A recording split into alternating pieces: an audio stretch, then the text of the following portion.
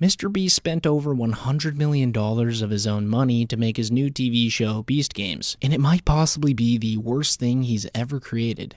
All right, Jim, good luck, dude. Thank you. I am standing on $5 million of real money.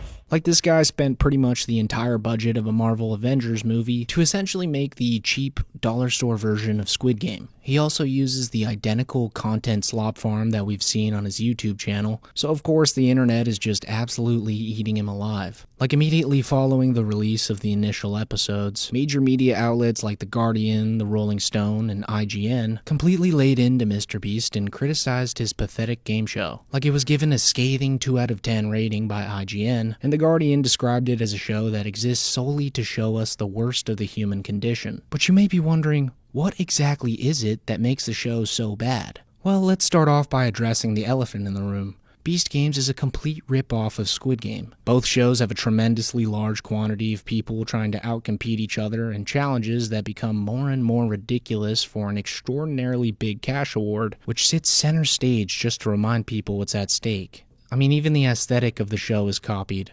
It's almost like Jimmy thought we wouldn't notice the blatant rip-off if he just made the sweatsuits the contestants wear a slightly different tint of blue with bigger numbers on their chests. But hey, I mean, people wouldn't even be so mad if he just used the same social commentary and underlying meaning that made Squid Game so good. But instead of doing that, Beast Games just provides a massive brain rot spectacle. There's a lot of clowns that want to donate the money. I'm buying jet skis and gold chains. What makes Beast Games even creepier is how it takes MrBeast's already sadistic content formula and just makes it way worse. But this shouldn't come as a surprise to those of you familiar with the lore behind MrBeast's rise to fame. Like, before he had any money or subscribers, this guy would literally sit in front of his camera and torment his mind for hours on end. Like, there's literally a video of him saying Logan Paul 100,000 times in a row, and there's another where he actually counts to 200,000. But this was mostly harmless, and nobody really seemed to mind because he was doing it to himself. But nowadays, MrBeast has turned into a monster.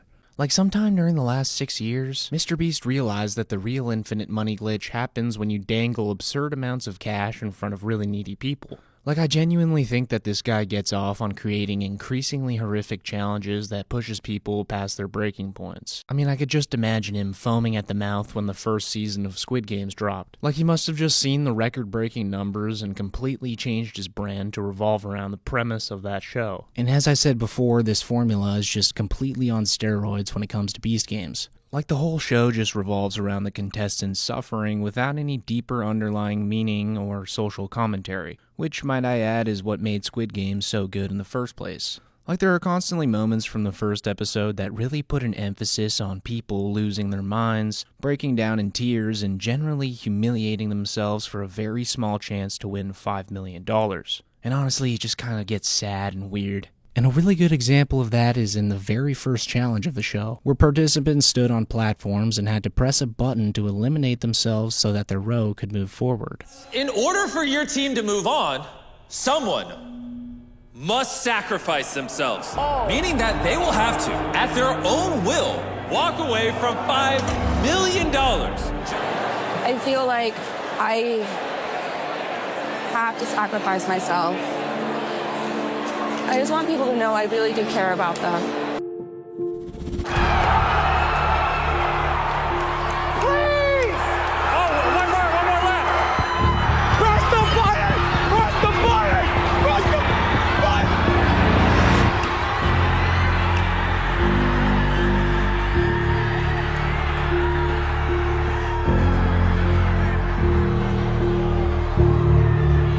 And a lot of the contestants that were eliminated felt that the challenge was deeply unfair because of an important misunderstanding regarding the rules. Like, apparently a lot of the people that got eliminated refused to leave the set once they were dropped and demanded explanations from MrBeast and his team. So yeah, I mean, this focus on human suffering as a spectacle may have seemed like a good idea at the time for Jimmy, but in reality it's just kind of uncomfortable to watch. Like, some of these people are fully grown adults who probably have children at home, completely on their knees just crying and begging for the chance to win $5 million. I mean, Jimmy just loves putting people in this weird position. It's also a worrying sign of where his content is is going. Like, Mr. Beast loves to paint himself as this guy who frequently concentrates on charitable giving along with life-changing acts, but Beast Games takes a completely opposite approach. Instead of helping many people who need assistance, it takes advantage of the desperation of a lot of them, making fun of their hard times and struggles to get a lot of views. But on top of the disaster that was Beast Games itself, what made it even worse is that before it even released, 5 contestants from the show actually filed a lawsuit against Mr. Beast and Amazon, alleging chronic mistreatment and failure to pay minimum wages. Mr. Beast is being sued by contestants on his new reality competition. 5 of those contestants claiming the show didn't provide fair wages or even bare minimum legal working conditions. So, being that this show already had a lawsuit before it even dropped its first episode, it really needed to hit it out of the park in order for people to forget about the lawsuit and all the damage that was already done. But as you can see now, it's been an absolute dumpster fire. And I mean, the production is good. Jimmy spent 9 figures on the entire thing, but it just feels empty, which is very on point for a guy whose smile doesn't even reach his eyes. On top of the lawsuit, a bunch of contestants from the show also shared really appalling details about the conditions on set, including overflowing portable toilets, unsanitary conditions, along with contestants being unable to access necessary medications such as insulin. One guy described that he saw a person completely enveloped in a sleeping bag covered with human feces and urine. Truly appalling shit, and you guessed it, the problems didn't end there. The contestants also had to undergo many grueling physical challenges.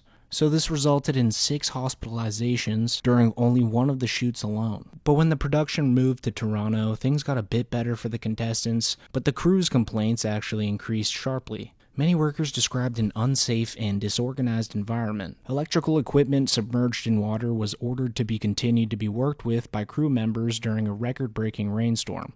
And on a separate occasion, during an extraordinarily intense 90-degree heat wave, the air conditioning, along with the fans, was switched off to preserve the atmosphere of filming. Many days lasted longer than 12 hours, along with some workers logging more than 80 hours a week. A crew member was seriously injured, requiring hospitalization, in addition to many other injuries sustained during filming. This included an important incident in which a large 6-foot section of a set collapsed onto the crew member and sent him to the ER. Like, the absence of planning for basic safety shows just how hurried and disorganized the production was. Although a very large budget was available, cost-cutting measures were obviously implemented in the most important areas. And apparently these problems were not simply isolated incidents, but instead a reoccurring theme throughout the entire production process. So yeah, guys, Beast Games sucked. But of course, being that Jimmy spent over 9 figures on this entire thing, he's coping with the fact that it actually blows. Like, he responded to the IGN 2 out of 10 rating by saying, "It's sad one person who doesn't like me can just label something 1,000 people poured their lives into a 2 out of 10 when it's clearly not. The show as future episodes drop is phenomenal, especially once we get the number of contestants down and you get to know them. Like, trust me, Jimmy, we're not really keen on getting to know these guys." And I mean, that's kind of the consequence of giving them prison numbers and just making them all look like objects instead of real people. But I guess we'll just have to see as more episodes drop. There's only been 3 so far, so maybe there's a slim, very slim chance of it being actually decent. But yeah, guys, that's it for the video, and I really appreciate you watching the whole thing if you made it this far. Make sure to like, subscribe, and comment down below what you think of his show. Also, as 2025 approaches, I'd love to hear from you guys some feedback on what genre and video topics you guys would really like to see me do. Like, I started with just talking about comedians, and then I made a transition, the Rogan sphere, Conor McGregor and MMA, and now I've recently started talking about Logan Paul, Mr. Beast, and KSI. Let me know which one of those is your favorites in the comments down below, and I'd also love to hear if you guys would like me to start making more brain rot videos like Jack Doherty fall off needs to be studied, or like Aiden Ross has reached a new low, etc. Also, I really want to thank you guys for subscribing, watching, liking, commenting, and all that, because at the start of 2024, I wouldn't have even guessed that I'd become an actual YouTuber. But now here I am 6 months later with one of my YouTube thumbnails in a Logan Paul video thumbnail. Like, it's pretty surreal that we're doing it this fast, and there's still a lot more to go. You know, I'd love to make 100 videos and eventually reach 100,000 subscribers, but yeah.